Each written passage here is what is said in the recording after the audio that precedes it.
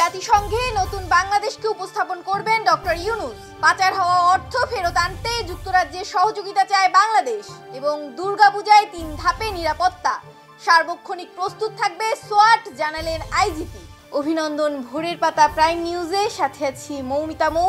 শুনছিলেন সংবাদ শিরোনাম, এবার বিস্তারিত।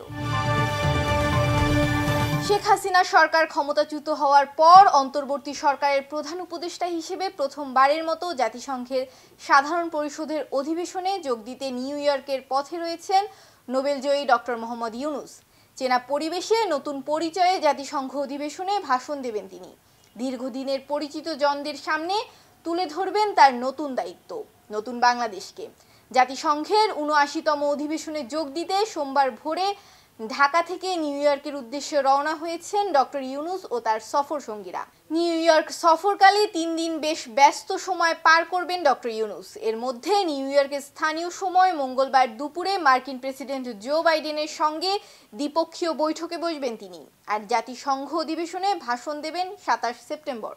বিগত সরকারের আমলে বাংলাদেশ থেকে পাচার হওয়া অর্থ ফেরত আনার জন্য যুক্তরাজ্য সরকারের সহযোগিতা কামনা করেছেন শিল্প মন্ত্রণালয়ের উপদেষ্টা আদিলুর রহমান খান। সোমবার উপদেষ্টার অফিস কক্ষে বাংলাদেশে নিযুক্ত ব্রিটিশ উপ হাইকমিশনার এবং ডেভেলপমেন্ট ডাইরেক্টর জেমস গোল্ডম্যানের সঙ্গে সাক্ষাৎ শেষে একথা বলেন তিনি। সাক্ষাৎকালে শিল্প উপদেষ্টা জানান, ব্রিটেন দীর্ঘদিন ধরে বাংলাদেশের বিশ্বস্ত উন্নয়ন সহযোগী। ইউরোপীয় ইউনিয়নের দেশগুলোর মধ্যে ব্রিটেন বাংলাদেশকে প্রথম স্বীকৃতি প্রদান করে। বাণিজ্য ও বিনিয়োগের ক্ষেত্রে দুই দেশের মধ্যে চমৎকার দ্বিপক্ষীয় সম্পর্ক রয়েছে। একসঙ্গে কাজ করার মাধ্যমে এই দ্বিপক্ষীয় সম্পর্ক উচ্চতর অবস্থায় উত্তরণ করা সম্ভব। দেশের বাণিজ্যিক 9টি ব্যাংকের চলতি হিসাবের তারল্য ঘাটতি 18,000 কোটি টাকা ছাড়িয়েছে বলে জানিয়েছে বাংলাদেশ ব্যাংক। সোমবারের তথ্য জানিয়েছে কেন্দ্রীয় ব্যাংক। এই 9 ব্যাংক হলো Islami bank, Exim bank, National bank, First Security Islami bank, Social Islami bank, Union bank, Commerce bank, Padma bank ও আইসিবি ইসলামী ব্যাংক। কেন্দ্রীয় ব্যাংকের এই কর্মকর্তা জানান, তারল্য সংকটে পড়া দেশের ব্যাংকগুলোকে অর্থ ধার দিয়ে বিশেষ সহায়তা করবে ভালো ব্যাংকগুলো এবং এক্ষেত্রে ধারের টাকার গ্যারান্টি দেবে বাংলাদেশ ব্যাংক। এই ব্যাংকগুলো কি পরিমাণ অর্থ ধার দিয়ে সহায়তা দেবে সেটাও ঠিক করবে কেন্দ্রীয় ব্যাংক। আসন্ন দুর্গাপূজায় দেশ জুড়ে নিশ্ছিদ্র নিরাপত্তা থাকবে বলে জানিয়েছে পুলিশ মহাপরিদর্শক মোহাম্মদ মইনুল ইসলাম। তিনি বলেন, ইতিমধ্যে পুলিশের পূজা কেন্দ্রিক নিরাপত্তা কার্যক্রম শুরু হয়েছে। সোমবার পুলিশ হেডকোয়ার্টার্সের হল অব প্রাইভেটে শারদীয় দুর্গাপূজা উপলক্ষে আইন শৃঙ্খলা ও নিরাপত্তা সংক্রান্ত সভায় সভাপতির বক্তব্যে তিনি একথা বলেন। আইজিপি বলেন, পুলিশ দুর্গাপূজা উপলক্ষে প্রাক দুর্গাপূজা, দুর্গাপূজা চলাকালীন এবং প্রতিমা বিসর্জন ও দুর্গাপূজা পরবর্তী এই 3 স্তরের নিরাপত্তা ব্যবস্থা গ্রহণ করেছে। ইতিমধ্যে পুলিশের পূজা কেন্দ্রিক নিরাপত্তা কার্যক্রম শুরু হয়েছে। ঢাকা মহানগর পুলিশের উত্তরা পশ্চিম থানা পুলিশ ও সেনাবাহিনীর যৌথ অভিযানে উত্তরার একটি বাড়ি থেকে নগদ 1,16,45,500 টাকা ও বৈদেশিক মুদ্রা সহ 3 জনকে গ্রেপ্তার করা হয়েছে। এ সময় 2টি প্রাইভেট কার জব্দ করা হয়। যে বাড়িতে অভিযান চালানো হয় সেটি পলাতক সাবেক সংসদ সদস্য মোহাম্মদ হাবিব হাসানের ছেলে আবির হাসানের তামিমের শ্বশুরবাড়ি। সোমবার ডিএমপির গণমাধ্যম ও জনসংযোগ বিভাগের উপকমিশনার মোহাম্মদ তালেবুর রহমানের পাঠানো এক বিজ্ঞপ্তিতে তথ্য জানানো হয়েছে। সাবেক প্রধানমন্ত্রী ও আওয়ামী লীগ সভাপতি শেখ হাসিনার বিরুদ্ধে গুমের অভিযোগ দাখিল করা হয়েছে। একই সঙ্গে গত 15 বছরে আওয়ামী লীগ সরকারের সময় যত গুম হয়েছে সব ঘটনার তদন্ত চাওয়া হয়েছে। সোমবার আন্তর্জাতিক অপরাধ ট্রাইব্যুনালে এই অভিযোগ দাখিল করা হয়। 2018 সালে 10 দিন গুম রাখার বিষয়ে উল্লেখ করে ট্রাইব্যুনালের প্রসিকিউশন কার্যালয়ে এই অভিযোগ করেন ব্যবসায়ী এনামুল কবির। পার্বত্য 3 জেলায় বাঙালি ও ক্ষুদ্র নৃগোষ্ঠীর মাঝে বিরাজমান উত্তেজনাকর পরিস্থিতিতে গভীর উদ্বেগ প্রকাশ করেছেন জাতীয় পার্টির চেয়ারম্যান গোলাম মোহাম্মদ কাদের।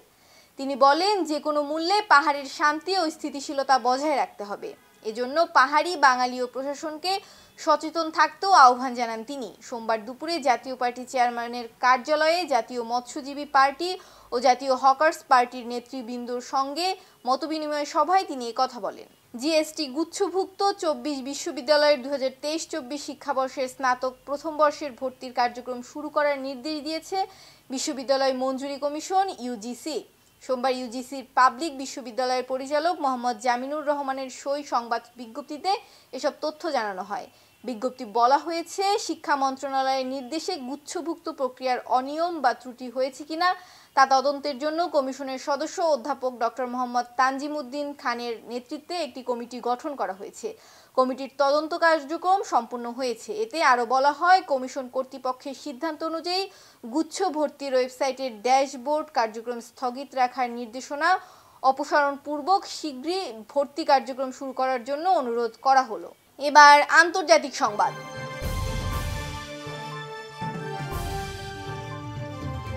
শ্রীলঙ্কার নতুন প্রেসিডেন্ট এবং দেশটির মার্ক্সবাদী রাজনৈতিক অনুরা কুমার দিশানায়েকে শপথ গ্রহণ করেছেন। গতকাল রোববার সকালে রাজধানী কলম্বোর প্রেসিডেন্সিয়াল সচিবালয় ভবনে শপথ নিয়েছেন তিনি। শপথ নেয়ার পর সংক্ষিপ্ত এক বক্তব্যে 55 বছর বয়সী দিশানায়েক বলেন, তিনি শ্রীলঙ্কার সংকটের জটিলতা সম্পর্কে ভালোভাবে অবগত এবং তার নেতৃত্বাধীন সরকার এই সংকটের আবর্ত থেকে দেশ এবং দেশবাসীকে রক্ষা করতে নিরলসভাবে পরিশ্রম করবে। এবার খেলাধুলার সংবাদ। বাংলাদেশ ফুটবল ফেডারেশনের আসন্ন নির্বাচন জমে উঠেছে। 26 অক্টোবরকে সামনে রেখে তরফদার রুহুল আমিন আগেই সভাপতি প্রার্থী হওয়ার ঘোষণা দিয়েছিলেন। আজ সোমবার তার প্রতিদ্বন্দ্বী হিসেবে বাফুফের সাবেক সহসভাপতি ও সাবেক ফুটবলার তাবিথ আউয়ালের নাম আনুষ্ঠানিকভাবে জানা গেছে। রাজধানীর একটি হোটেলে সংবাদ সম্মেলনে নিজেই বাফুফের নির্বাচনে সভাপতি প্রার্থী হওয়ার ঘোষণা দিয়েছেন তিনি। সংবাদ শেষ করার আগে শিরোনামগুলো আরেকবার। জাতিসংঘে নতুন বাংলাদেশকে উপস্থাপন করবেন ডক্টর ইউনূস। পাচার হওয়া অর্থ ফেরত আনতে যুক্তরাজ্যের সহযোগিতা চায় বাংলাদেশ এবং দুর্গাপূজায় 3 ধাপে নিরাপত্তা। সার্বক্ষণিক প্রস্তুত থাকবে সোয়াট, জানালেন আইজিপি। এই ছিল আজকের ভোরের পাতা প্রাইম নিউজ। সারা দেশের সর্বশেষ আপডেট পেতে চোখ রাখুন ভোরের পাতায়। ধন্যবাদ।